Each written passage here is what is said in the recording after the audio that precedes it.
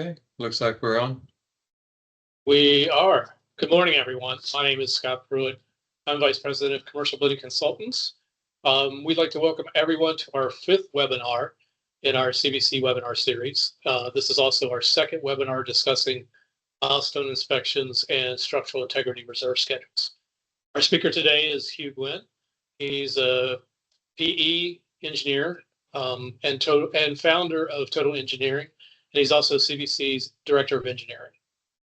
Before we dive into today's webinar, I would like to let everyone know that this webinar is being recorded.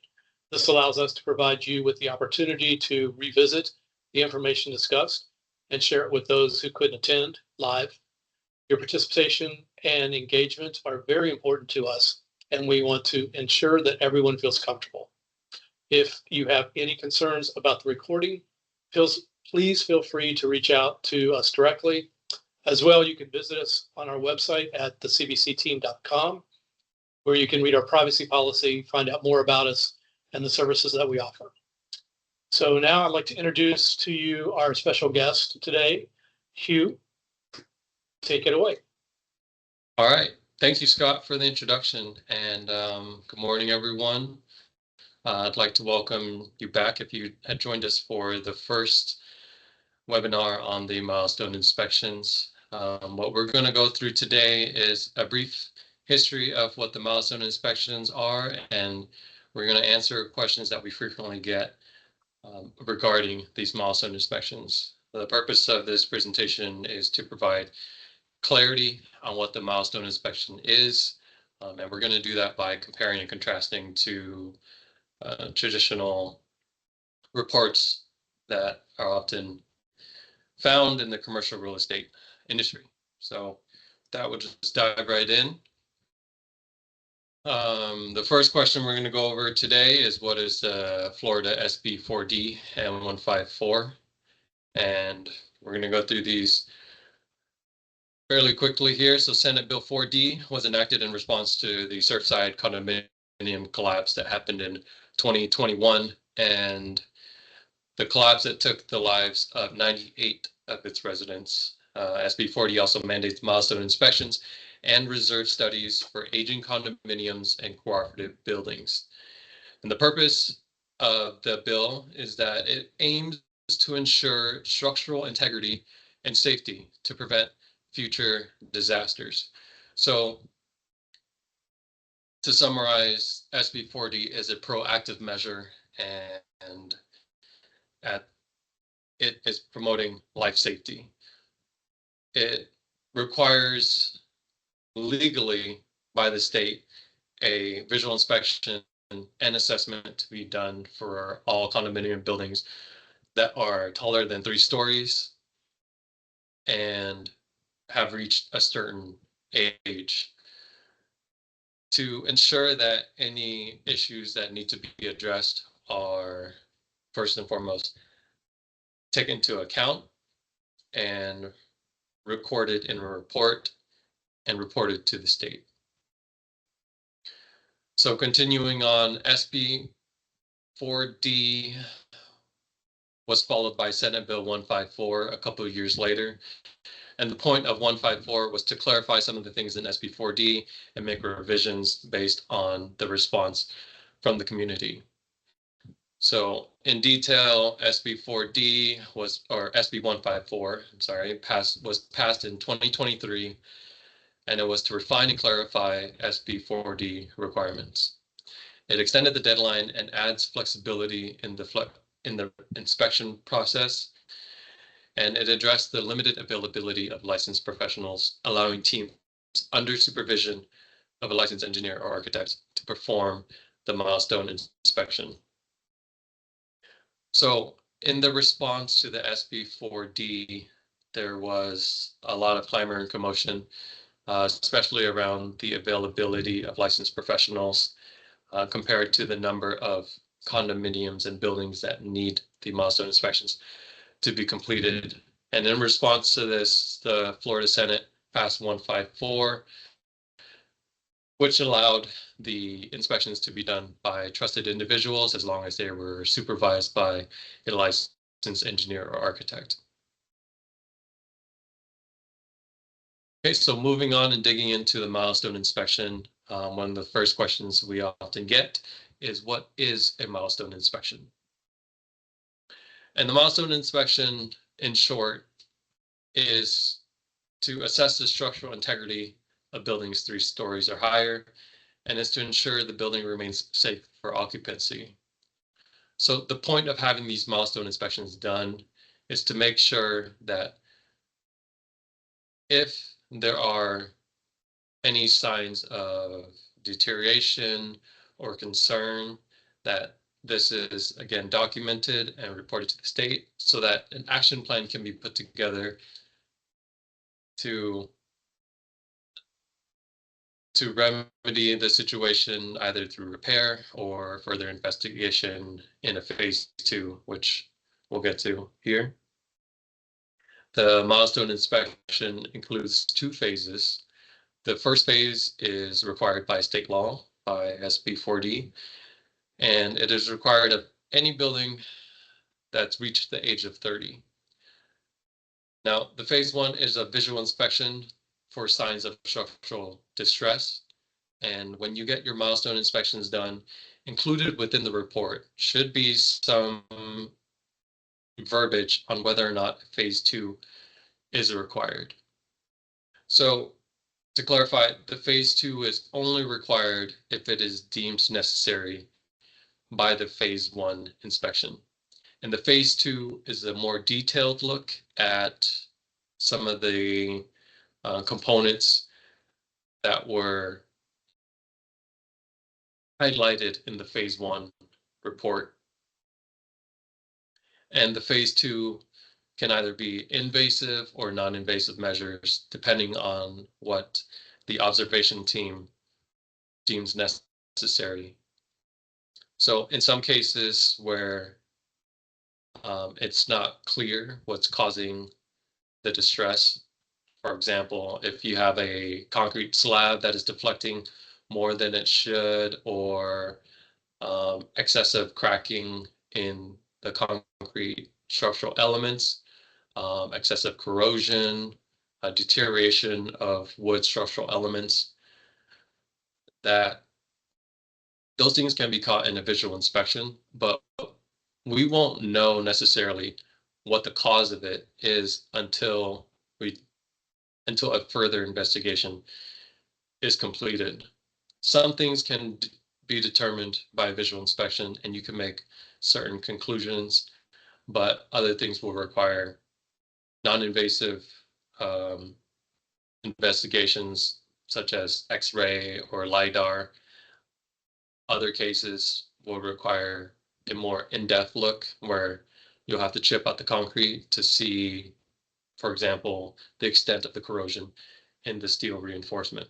Every building is different, which means that every phase 1 report is going to be different. So it's difficult to say what a phase 2 would actually entail until the phase 1 is completed. Now, the deadline to get the milestone inspections done is December 31st, 2025, and this is required for buildings 30 years old or 25 years if you're within 3 miles of the coastline. One point to clarify here is that the 30 years begins at the date listed on the certificate of occupancy. So whatever date is listed on the certificate, you count 30 years from there. Another point to bring up is that once a building has received notice to get the milestone inspections completed, they have 180 days to either get into contract with an entity to perform the inspection or have the report submitted to the state. Now, that may come before December 31st, 2025, depending on when the notice comes to get the milestone inspection completed. Okay, so moving on to the next question that we often get is, what is a structural integrity reserve study? And as you may know, the Senate Bill 4D requires the milestone inspection and it also requires the Structural Integrity Reserve Study, often abbreviated as SIRS. So we'll go into a little bit more detail here on what those studies are.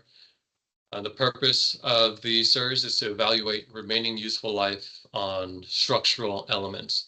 The key word there is structural, as the Structural Integrity Reserve Study is focused on a structural assessment of the building and putting monetary values behind that.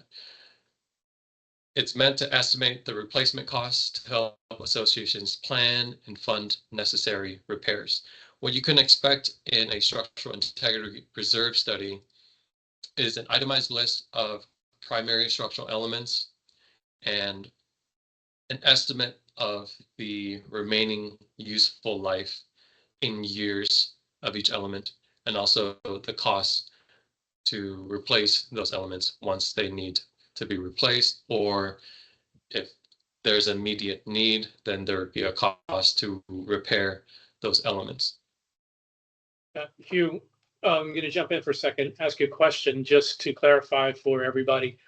The structural integrity reserve study is different than the regular reserve study from a condominium? Yeah, so the structural integrity reserve study is different from the traditional reserve study, and we'll get into this in the next few slides here, but the primary difference is that the SIRS is required by state law, and it's required to be conducted by a licensed engineer or architect. Okay, so some of the requirements of the SIRS is that it must be conducted every 10 years for buildings 3 stories or higher. And it covers key structural elements like roofs, load-bearing walls, foundations, and more. So the impact that it's having on the associations is that the associations must now budget for reserves based on SIRS recommendations. So for example, if the SIRS lists the roofs as an element that needs to be replaced, it'll also say how many years are left in the expected life. And for example, let's consider the case where a SIRS lists the roof and it says that there's 10 years left and the replacement will cost $50,000. Now the association must have a schedule or a plan to come up with that $50,000 within the remaining life. So once you reach 10 years and the roof is up for replacement, the idea is that the association will have the funds to provide the replacement at that time. So this goes into the question that Scott asked. We're going to compare and contrast the differences between the structural integrity reserve study and a traditional reserve study, which you may be familiar with if you've worked with condominiums. So again, to reiterate, the structural integrity reserve study is required by state and local jurisdictions. This is required by SB 4D and clarified by SB 154. And it needs to be performed under the supervision of a licensed engineer or architect. Now, your traditional reserve study is a broader financial planning tool for major repairs and replacements. It includes both structural and non-structural components. So to give an example, in a traditional reserve study, you might have things that aren't included in the structural integrity reserve study. Things such as appurtenances or mechanical units that would be included in a traditional reserve study would not fall into the scope of the SIRS, because the SIRS is primarily focused on the structural elements of the building. That's why it's called the Structural Integrity Reserve Study. Again, going back to the purpose of Senate Bill 4D and 154 is that we're looking to find proactively any cause for concern, any reason or it's looking to catch ahead of time any any issues that might cause a collapse later on down the road. And the point of this whole thing, the point of the milestone inspections and the SIRS, is to get an assessment of the health of the building and to make sure that it is still occupiable, and to have all this information in a thorough report so that the local jurisdiction has it, and the condominium residents and owners have access to the report as well. Moving on, we're going to look at the milestone compared to a property condition assessment, or a PCA. Again, the main points that we want to highlight here is that the milestone is legally required under SB 4D, and again, it must be performed under the supervision of a licensed engineer or architect. And you'll hear that repeated a lot throughout the course of this webinar. The PCA itself, it's used in real estate transactions for investment purposes, and it gives a general assessment that covers overall property condition, not as in depth on structural integrity.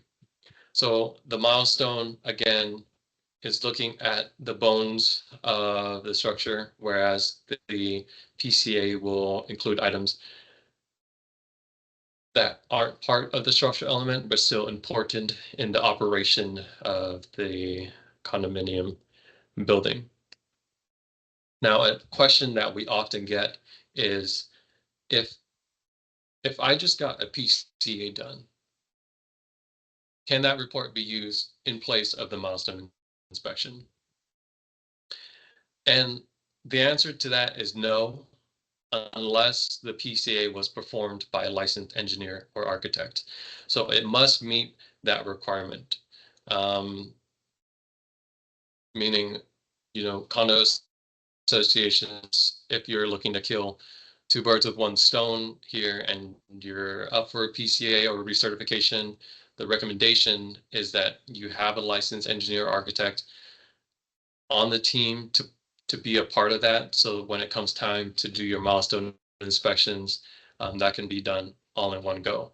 Now, if you had a milestone inspection done, that observation and report can be used for PCA. The findings of the milestone inspection can be referenced by the PCA. It's just the opposite is not true. If you had a PCA done, you would still need a licensed professional to come in and do the visual inspection in order to satisfy the requirements of the milestone inspection per Senate Bill 4D. So I think this is the last one here. We're going to compare this milestone inspection to the recertification. Again, those 2 points, that the milestone is required statewide under SB 4D, any buildings 3 stories and above, 30 years or greater, 25 years if you're 3 miles from the coastline. And it focuses on structural integrity with specific deadlines. Now, the recertification is a requirement if you're in Miami-Dade or Broward County, and it's a broader review of structural and electrical components every 40 years or so. So to summarize here, the recertification is a general assessment of the building's health and its components. It is going to talk about things that are important to the operation of the building and the upkeep of the building. The milestone inspection itself is performed by a licensed engineer or architect, and it bears the stamp and seal of the licensed individual, and it focuses on the structural integrity of the building itself. So where a recertification is broader in scope, the milestone inspection is focused on the primary structural elements. Okay, that includes the presentation on the milestone inspections and the structural integrity reserve studies. In a minute here, we'll open the webinar up to questions from our attendees.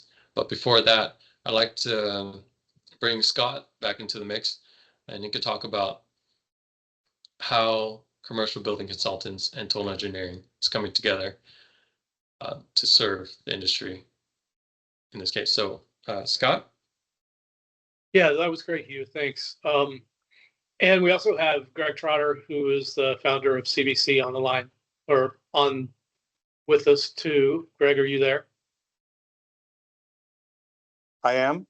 Ah, there he is. Okay. Yeah. So the one thing that Hugh and I have been talking about as well is the difference between CBC and other types of firms. And Greg, please jump in here at any time. CBC has been around for over 20 years, and we've been working on buildings. We know buildings from the inside out. We've been working on all types of buildings, everything from condominiums to office buildings, multifamily, warehouses, and so on. So we're very familiar with the buildings, how they operate, structurally, integrity, the whole thing. Adding Hugh to the mix as the structural engineer, especially on these milestone inspections, what we are is we're able to bring a different idea and a different aspect to the SB4D and the structural inspections, utilizing the background that we have with buildings in particular, utilizing Hugh's structural engineering background and his history. So we bring a different type of building evaluation to the mix. Great. Hey guys, it's been fun. I think the problem with I was on the receiving end of hearing that this is got mandated by the state and it has to be done on our condo facility. The questions I would probably wonder, Hugh, is as the say the part of the HOA, what do we have to prepare for? How long will this take? How much would it cost? And how intrusive do you look at our property when you're doing this inspection? Yeah, so to answer that, we actually completed a milestone inspection not too long ago, and the manager of the building was happy with our performance. She said that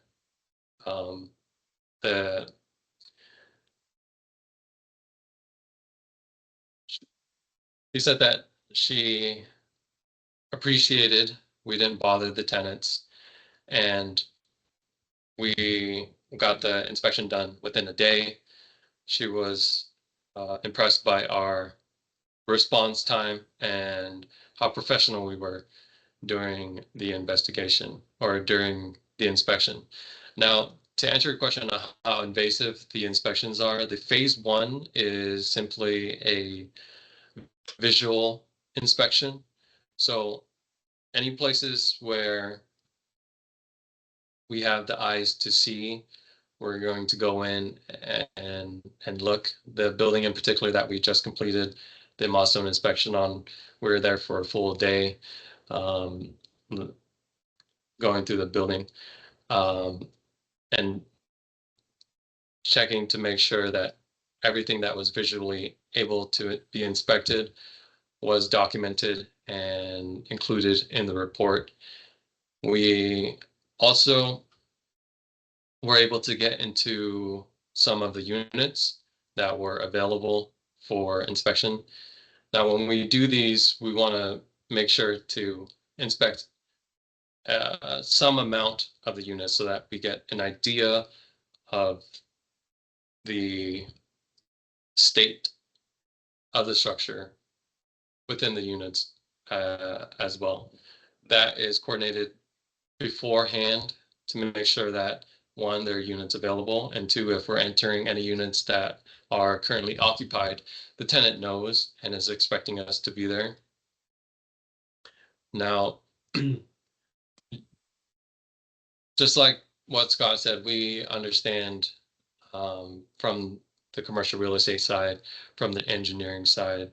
And we also understand from the owner side that this is either someone's investment or, more importantly, somebody's home.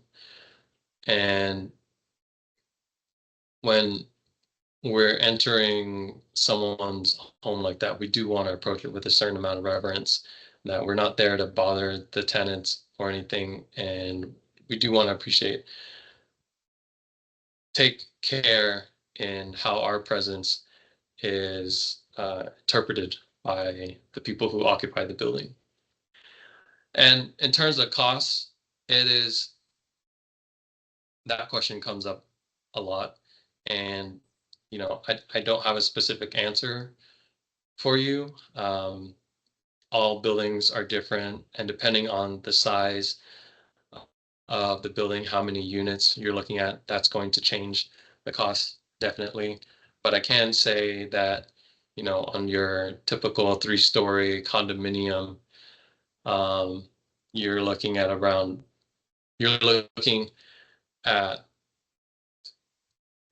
four figures.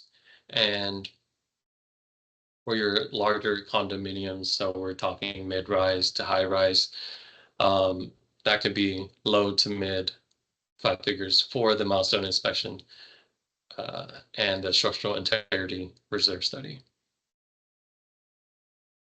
And the pricing is, as Hugh was saying, the pricing is based on the actual property itself. We have to take into consideration size, amounts. Greg, you have your mic turned off. There you go. Still can't hear you.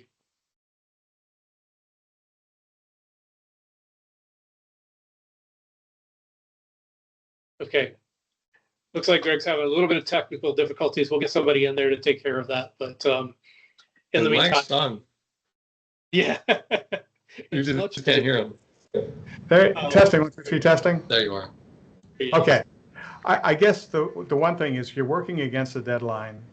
So how long would you need to be sure to have this ordered to be done and the report given to the HOA and so they can act on it? It seems like, everybody does everything at the last minute. I've been known to do that myself.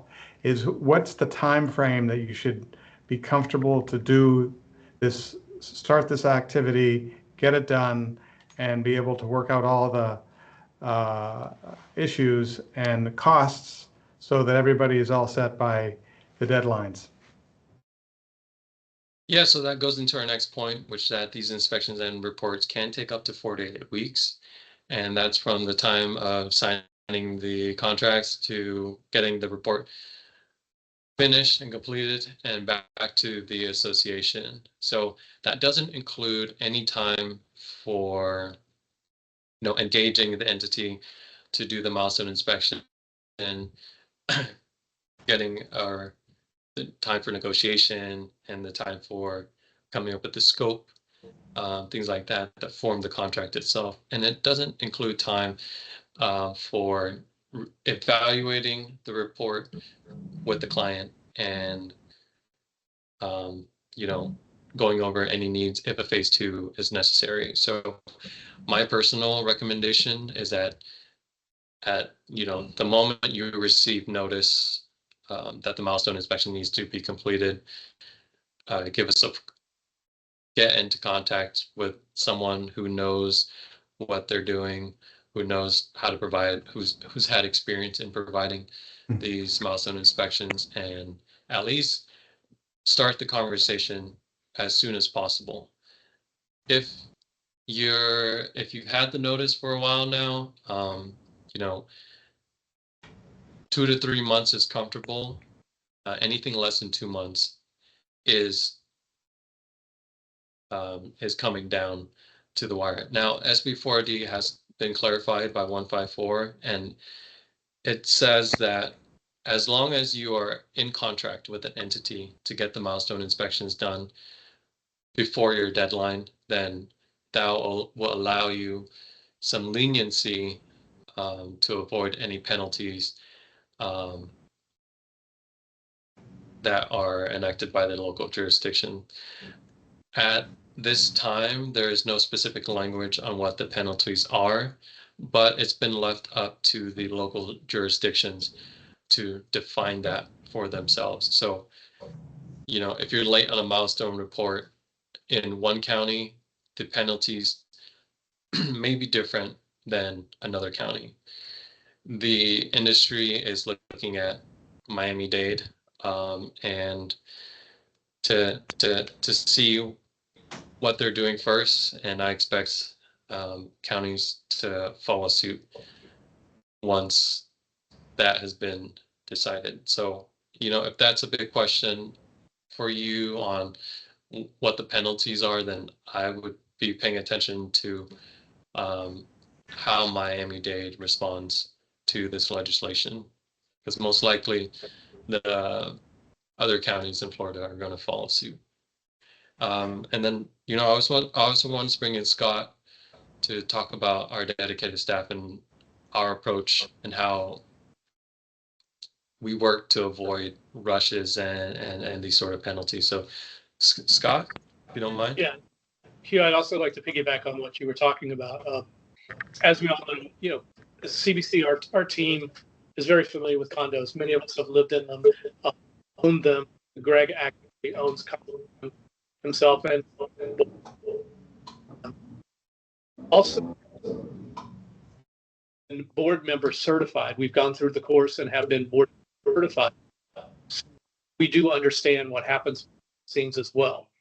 With that being said, one of the things that people have to understand, and I think condominiums are on the board or even companies, is that there's always a time frame there that it takes for everybody to make a decision. And with the condominiums that are under this particular need right now, which have to be before sometimes that can drag out. So like Hugh said, I think what we want to impress on everybody is that you definitely need to take care of right away. You know, meet that deadline by December 1st. And when you call, you ask somebody like ourselves, if you ask us, you know, to, but we also have others that we're doing. So there is a time there, and we want to try and get as many people taking care. So you need to do this as soon as possible. So first is, what is it, about 4 months time to Sorry, Scott, you're breaking up there on the last part. Can you repeat what you just said? Yes. For condominium association, for board of directors, it's really important that they do it right away, because December 31st deadline of this year is coming up. And there's not enough engineers out there. There's not enough people to be able to do all of this at a rush. We try to do things as quickly as possible. We want to avoid the rush. So if we get the phone calls in, we'll try the best we can. But we implore people to make sure they understand that there is a deadline. And we need to make sure that we're getting on top of this as soon as possible. Right. The other thing, Hugh, that I have is that when you get the notice, who issues the notice to the facility that they have to have it inspected, and how is it dated, and how is that all processed? Who's issuing the notice? So the notice is issued by the local jurisdiction. So it's county or city? Yeah, the county or the city that you're in. Excellent. Thank you. And once you receive notice, you have 180 days to procure the inspection report and the SIRS study. And I've spoken with people who are giving these notices, and what they're doing is that they're getting a list of the buildings in their county and the date of their certificate of occupancy, and just going through one by one to make sure that any building that is reaching that 30-year mark or 25 years, if you're within 3 miles of the coastline, that they're receiving notice to get these inspections done well ahead of time. You know, to give them the opportunity to not have to rush to get this done. I will say, if you're listening to the webinar right now, you're just in time. We haven't hit the tidal wave yet, but you know how condo boards are in HOA. Scott, you mentioned this. It does take time for decisions to be made, and these boards meet maybe once every 2 weeks or once a month. So, you what I said before, 3 months is a healthy timeline. That can get eaten up real quick, just in between board meetings to get the decision made. So if you're here for clarity on what the milestone inspections are and what the SIRS is, I would say you're right on time, and the conversation is recommended to be started now, and I'll get you in before the deadline of this year. Waiting another month or two will definitely put you in that crunch zone of, you know, getting rushed, and it There's gonna be a lot of people doing this last minute. You know, yeah. we finally decided, yes, we need to do it. So can you go ahead and do it tomorrow, type of thing? And that's very hard to do. Hugh, I do have a question for you. You know, Greg had asked about who is sending out these notices. From all the people that you've spoken with, and I know that you've been really diving into this very, very much so. Has there been anybody who has mentioned that maybe they're running late on doing the notices, or that they're having issues getting notices out? And for the board of directors are waiting for these notices before they do anything? There have been some individuals that are having issue with getting the notices out. The issue is that they lack a database of these buildings that require the milestone inspections to be done. So in some cases, the local jurisdiction is actually going to building appraisers to, you know, collaborate with appraisers in order to get that list of buildings that have reached the age where they need the milestone inspection done. So, you know, that's to say, if you're on the board or you're one of the decision makers and you haven't gotten the notice to get these milestone inspections done, that may be because the local jurisdictions are having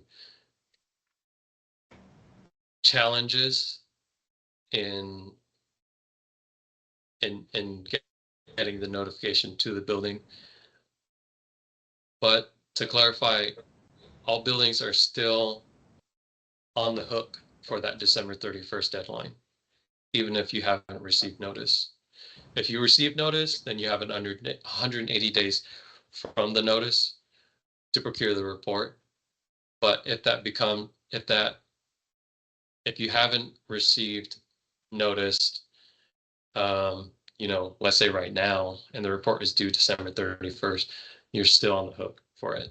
I didn't know that was a law is not going to hold up, unfortunately. So that's the point that I'm trying to get across here, that the local jurisdictions are having challenges finding the buildings that need to have the milestone inspections done. So that may delay the notices going out, but the buildings that have reached that 30-year mark are still on the hook for the December 31st deadline. Does that answer your question, Scott?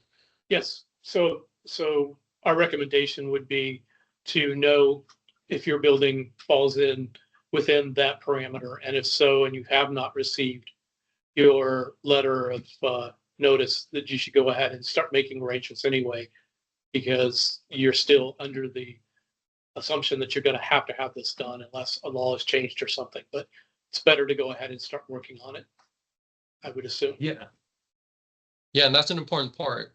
Scott, on the most recent milestone inspection that we completed, how long did it take from that conversation getting started to a scope of work being defined, to the contract being written, to the inspection getting done, and to the report getting completed?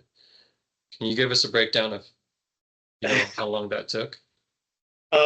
It was a pretty good amount of time. So I'm sorry, I had Arturo. What? Anyway, it was a pretty good amount of time. Oh, 1 year. Oh, okay. Well, Arturo just jumped in and let me know that it was about 1 year from the time we started our conversation with them on this, which was about the time that we had found out all we needed to know about milestones. And it took a conversation, had to go back to their board, and so on. So there was a lot of back and forth and decision making and everything. When we finally got to the point of being able to sit down and get everything worked out, once we had the contract in place, once we had everything done, we were on property. We are currently finishing up our report, so our time frame was very good. Mm-hmm. But when you're getting to trying to figure out who wants to get something done at what time and so on and so forth, it takes a lot of time. So it's much better to go ahead and get it done now. Yeah, at least start the conversation, because like you said, it can take up to 1 year from the time the conversation starts to when the report is completed. And a lot of that gets eaten up because you need consensus to do these type of things, consensus on the board, and it takes time to reach that consensus. Like you said, there can be a lot of back and forth. Boards are only meeting once every 2 weeks or once a month, things like that. So that part of it can eat up a lot of time. Yeah, and the other thing that a lot of people don't understand with these milestone inspections is not every single condominium out there is doing it this year. So you have those that turn the so-called 30 or turn the so-called 15, or I'm sorry, 25 this year. Next year, we have another group that's turning that age. And then the following year, another group is turning that age. So it's not like, well, I can put it off for a year because, maybe there's too many now. This is an ongoing process. This is a mandated bill, and everybody who is going to have this done. And on top of that, you do have all the other items that you had mentioned, like the 20-year and so on. And then, of course, these have to be done every 10 years. So that's right, correct? Mm-hmm. The SIRS has to be done every 10 years. So it's an ongoing thing, and it's one of those things where it's better to be ahead of the pack than behind. Right. Well, if there's not anything else, I think that concludes our presentation. Scott, was there anything else you want to add, or Greg? Just if there's anybody who has any questions, if there's anybody else out there who has questions about milestones or the SIRS. And Greg, your mic is off again. There you go. There we go. I think the one thing that is important that's different about working with Hugh and Scott and Greg and all of us at Commercial Building Consultants is that we do hundreds of buildings every year. And the range of buildings we've done is entire campuses to 70-story high rises to portfolios of hundreds and hundreds of properties in 4, 5, and 6 states, or dealerships and so forth.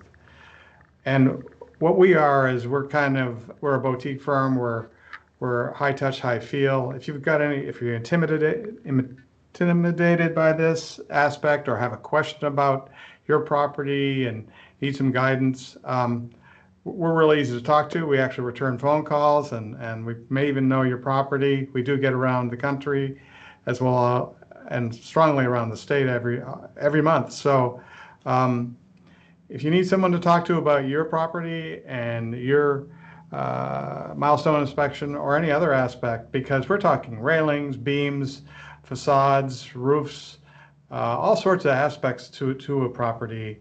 This is what we're very familiar with, and then it'll get you to a gentle step to your next stage. We try not be too intimidating, because this is an intimidating thing, is to find out the truth. It's like going to a doctor and you haven't been to the doctor in 10 years. Don't be intimidated. It is what it is, and we're going to get you through it. And that's our as consultants, that we should do, is we will hold your hand. So feel free to give us a shout, and this team will take care of you. And that's about all I got.